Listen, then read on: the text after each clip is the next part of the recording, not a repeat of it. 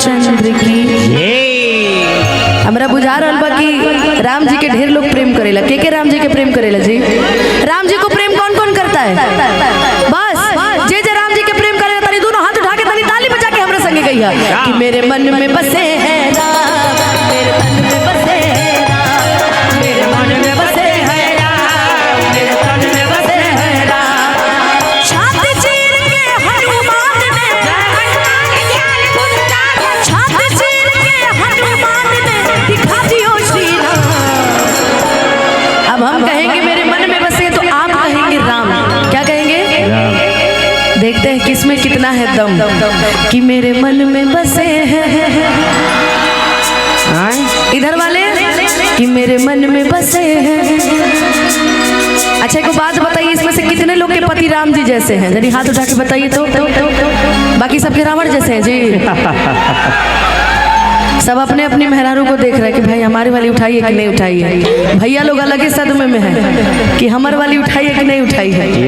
लेकिन आइए चारों तरफ से दोनों हाथ उठा के गाएंगे मेरे मन में बसे हैं राम, मेरे तन में बसे हैं राम, मेरे मन में बसे हैं राम, मेरे तन में बसे। और देखिए मेरे साथ मिलके गाइएगा श्री राम जानकी बैठे हैं मेरे सीने में, श्री राम जानकी बैठे हैं मेरे सीने में। देख लो मेरे दिल के नगीने में, देख लो मेरे दिल के नगीने में। कहते हैं ना किसी की मस्ती जिंदा है तो किसी की हस्ती जिंदा है, किसी की मस्ती जिंदा है तो किसी की हस्ती जिंदा है। और जो भजनों में ताली ना बजाए वो बेचारे जबरदस्ती जिंदा है। तो इसलिए कभी कभी भजन में क्या करना चाहिए? ताली भी बजाना चाहिए, गाना भी चाहिए। कहते जो भजन में ताली नहीं बजाता वो अगले जन्म में घर घर थाली बजाता है। ऐसा नहीं ना बनना है जी। मानव कुल में ही जन्म लेना है ना तो भक्ति करना पड़ेगा। देखा हमारे भौजाई हंसली बाप रे बाप कि आज नहीं की बहुरिया नाचे, अरे नाचे हाय ललकी चुनरिया ओढ़ के। आई ताली दोनों हाथ उठाए मिल के गाएं मेरे मन में बसे हैं राम, मेरे तन में बसे हैं राम, मेरे मन में बसे हैं राम, मेरे तन में बसे हैं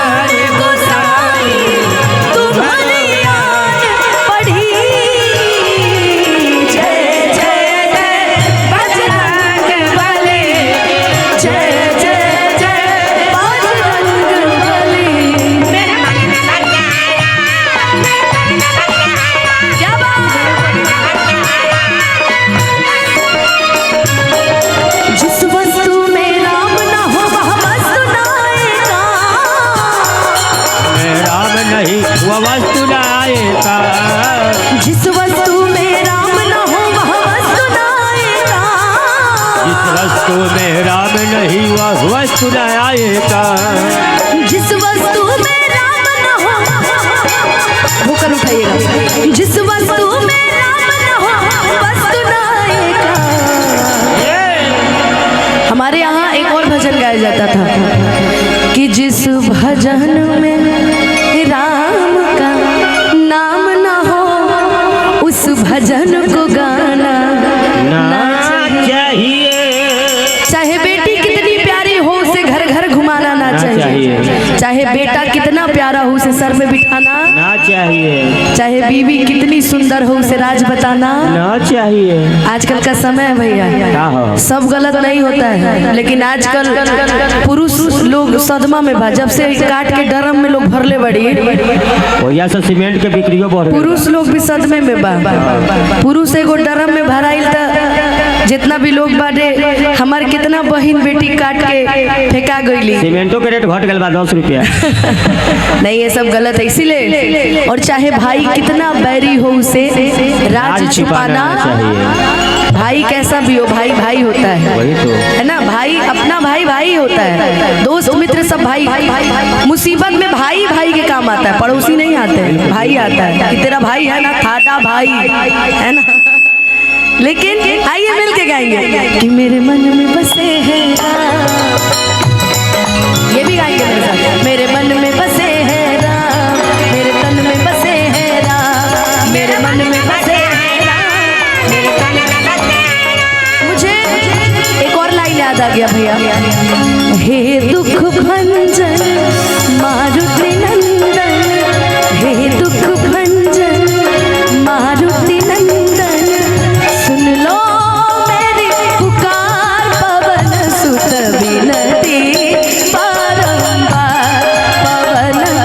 हेलो हेलो हेलो, आपको क्या लगा कि हम आपको नहीं देख रहे हैं? हम आपको पहले देख रहे थे, लेकिन हम देख रहे हैं कि वो चाचा जी इतनी उम्र में भी जवाने दिख रहे हैं। हाँ, बहुत स्वीट है आप। आपके सामने वाले आपसे भी बूढ़े हैं, वो आपका मजा ले रहे हैं। इधर चलिए लेडीज के साइड जितने भी हमारे जेंट्स पार्टी लेकिन चलिए जरा खाली कर दीजिए यहाँ से। जरा आप लोग भी मिलके मेरे साथ गाइए। हे दुख भंजन मारुति नंदन, हे दुख भंजन मारुति नंदन, सुन लो मेरी पुकार पवन सुत विनती बारंबार, पवन सुत विनती बारंबार। मेरे मन में बसे है राम, मेरे तन में बसे है राम, मेरे मन में बसे है राम, मेरे तन में बसे है। और बड़ी सुंदर लाइन है। राम नाम लेकर के समुंदर पार गए हनुमान, राम कहीं पार समुंदर पार गए हनुमान, राम नाम लेकर के समुंदर पार गए हनुमान, राम नाम से पार समुंदर पार गए हनुमान, राम नाम लेकर के समुंदर, राम नाम लेकर के समुंदर पार गए हनुमान। मैं बोलूंगी मेरे मन में बसे, तो आप बोलेंगे क्या? हेलो टोपी वाला भाई, तोरे के हम ज्यादा देखो थे। भाई के कहाँ ध्यान बा? भाई के ध्यान दूसरा पे बा। वही तो कि मेरे मन में बसे हैं, और उन्हें पीछे से छोटू ऐश्वर्या राय कहता है। तरी दोनों हाथ उठा के बोलिएगा, मेरे मन में बसे हैं। आप लोग भी जरा दोनों हाथ उठाइए, तो जितनी हमारी माई बहन बड़ी, तरी दोनों हाथ उठा के। मेरे मन में बसे हैं राम, मेरे तन में बसे हैं राम, मेरे मन में बसे है राम, मेरे तन में बसे है राम। आइए एक छोटा सा गेम खेलते हैं। हम तो गाएंगे ही गाएंगे, आपको बोलना है क्या? राम सिया राम जय जय राम। कौन कौन तैयार है बोलने के लिए? पक्का? कसम भारत माता की। उठाओ दोनों हाथ, सीधे सीधे पूरे पूरे उठाना, जरा दोनों हाथ उठाना और मेरे साथ गाना राम सिया राम जय जय राम। म्यूजिशियन रोक दूंगी मैं जब आप गाओगे, तो जरा दोनों हाथ उठाना। हो रघुकुल रीत सदा चली आई, हो प्राण जाए पर वचन न जाए।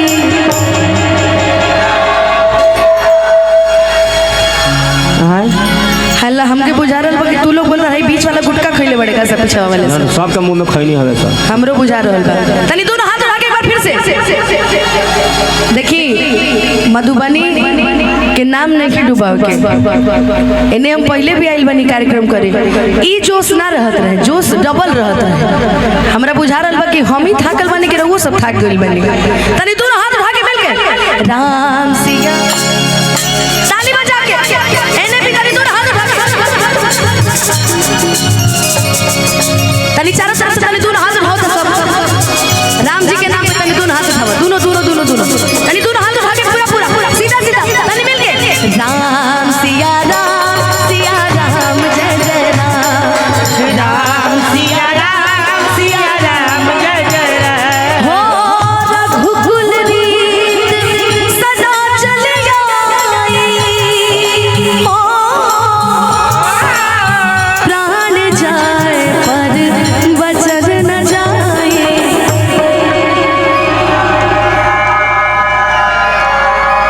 अब रुका तनी हेने सुन ली तनी दोनों हाथ उठा के बताई थे एक बार गाई तो होने से राम सिया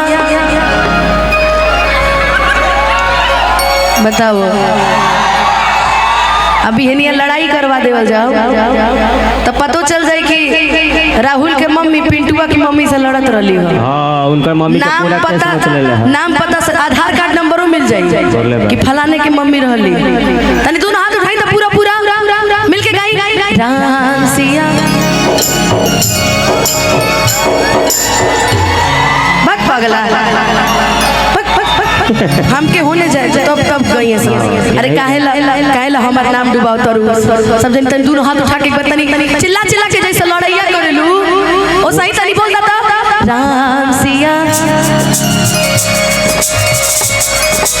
अब बतावा हम कूद जाइए पर से क्या करे वो हो रौरे परिवार के लोग एक मौका रुको देखो इज्जत के सवाल बा तनी दोनों हाथ तनी उठा के पूरा तनी सीधा तनी काली माई के नाम पे उठा के दोनों हाथ अब मिल के गाता राम सिया।